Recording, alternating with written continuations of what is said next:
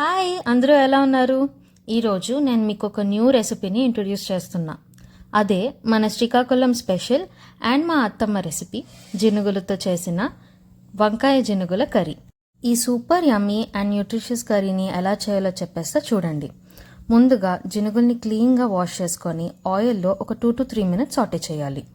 వంకాయల్ని కట్ చేసుకొని సాల్ట్ వాటర్లో ఉంచి జినుగులతో పాటు కుక్కర్లో వాటర్ యాడ్ చేసుకొని ఒక 4 to 5 విజిల్స్ ఉంచాలి. ప్రెషర్ రిలీజ్ అయ్యాక జినుగులు ఇలాగే సాఫ్ట్గా అవుతాయి. వాటిని తీసి పక్కన పెట్టుకోవాలి.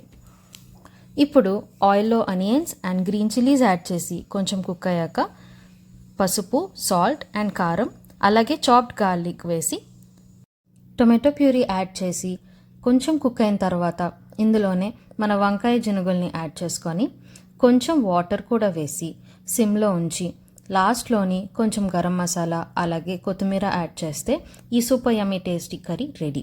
ఈ కర్రీ వేడి వేడి అన్నంతో తింటే చాలా బాగుంటుంది.